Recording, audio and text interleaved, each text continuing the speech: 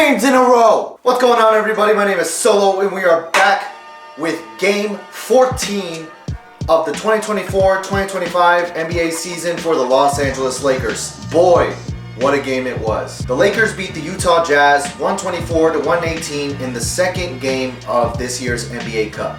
Let's get right into it. We start with my pick for MVP, Anthony Davis. 26 points, 14 rebounds, 6 assists, 2 steals, 10 for 15 from the field, just overall dominance. Although I will say in the third quarter, he kind of took a hard hit to the groin by John Collins, who some people say it's intentional and some others say it was by accident. But regardless, he ended up coming back and played in the fourth quarter. So it's good to see that he didn't have a major injury. LeBron had a pretty good game himself as well. 26 points, 12 assists, 9 for 17 from the field. Didn't shoot well from 3, but that's okay. 7 for 11 from the free throw line. Just overall, once again, being the point forward that he is, directing traffic at 40 years old. You're too old for this.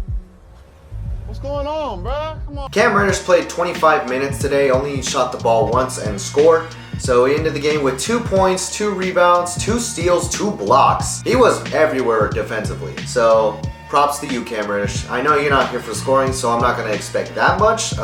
Just make your one shot a game and we're good to go. Austin Reeves, 17 points, 6 for 14 from the field. He could have shot a little better, but it's all good. He had 5 assists to 3 turnovers, but it's fine. It's fine. Do you want to know why it's fine? Because his running mate at guard scored 37. Dalton KNECHT. He's done miracles on me. KNECHT 4, West Side Connection, whatever you want to call him. Career high, 37 points. Not 2, not 3, not 4, not 5, not 6, not 7. 9 threes in the game, 9 for 12, 12 for 16 from the field, to go along with 5 rebounds, a steal. Finger licking good special. That's what I'm talking about. He was so close to getting the all-time record for threes made in a game for a rookie. I personally don't agree with JJ Redick's decision to sit him out in the third quarter, because once he came back in, he kind of cooled off a little bit. So I think sitting him down kind of cooled him off. It kind of ruined his streak. But it's all good because this was the perfect game for Dalton KNECHT to go off. It's the Utah Jazz. They're tanking. So of all the games in the season, this is one of those teams where our rookies can show what they can do. So I'm really glad Dalton stepped up. And you know what? I don't want to make too many overreactions, but he's very much making a case for Rookie of the Year, because the past 8-9 games, he shot over 60% from 3. And tonight, he shot over 70%. He just might enter the three-point contest, I'm just saying. But I love what I saw from him tonight, and here's to hoping we'll see more of that in the future. Christian Koloko, 14 minutes, 2 points, 3 rebounds. For the amount of limited minutes he plays, he's there. And of course, we're still waiting on Jackson Hayes to come back, so good job, Koloko, holding it down while Jackson Hayes is out. D'Angelo Russell, an expected bad game. 8 points, 2 for 8 from the field, 0 for 4 from 3. 6 assists, a steal, a block, whatever.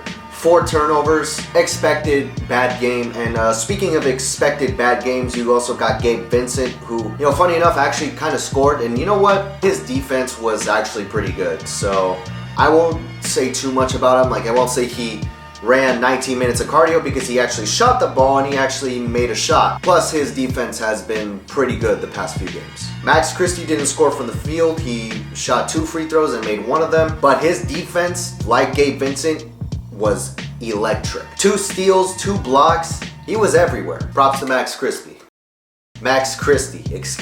On Utah's side, Lauri Markkanen scored 22 points, 8 for 15 from the field, 2 for 7 from 3. Colin Sexton, 19 points, 6 for 12 from the field, 4 assists, a steal. John Collins, he got a lot of fouls early on, and even had that flagrant one on Anthony Davis where he gave him a low blow. He hit Anthony Davis in the groin, which caused him to go to the locker room in the third quarter, but thankfully Anthony Davis was okay, and he came back out. I'm watching you, John Collins, from here on out. Keontae George, 18 points, 7 for 12 from the field. Fun fact, Keontae George is actually tied for most threes made in a game with Dalton KNECHT. They both have made 9 threes during their rookie season. Drew Eubanks, 8 points, 4 for 4 from the field. Jordan Clarkson, I'm old enough to remember him on the Lakers. 18 points, 4 rebounds, 2 assists, 6 for 15 from the field. You know, in the second half, he was kind of sucking, not gonna lie. Aside from that though, the Utah Jazz lead the league in turnovers per game. Tonight they had 14 turnovers. In the first half they played like crap, but in the fourth quarter they outscored the Lakers 43-27. I think at that point the Lakers got too complacent and they kind of started being lazy. Because the Utah Jazz shot right down the middle, 50% and 33% from 3, 12 for 36. And from the free throw line, they shot 16 for 19, 84%. On the Lakers side, they also had 14 turnovers, and they shot 55% from the field, 45% from 3, 14 for 31. At one point in the game, we were up by 25. Frankly, this game was cutting it a little too close towards the end. But you know what? A win is a win. But I like what I saw from this team. This was a morale booster for LA. The next few games are going to be a challenge for us. Our next 5 games are against Orlando, Denver, Phoenix, San Antonio, and OKC. These are very challenging games, especially because we lost to Phoenix last time we played them, and San Antonio is a scrappy team. OKC's got their young core that could potentially contend for years to come. Denver is always going to be Denver because for some reason we cannot beat this team for nothing. And Orlando's a playoff contender, so all 5 of these games are going to be difficult for the Lakers, but I am confident in this team. I'm confident that we can at least win a few of those games. We'll see what happens during this 5-game stretch, but that's going to do it for today's video. Thank you guys so much for watching. Don't forget to like, comment, and subscribe, and I'll see you next time.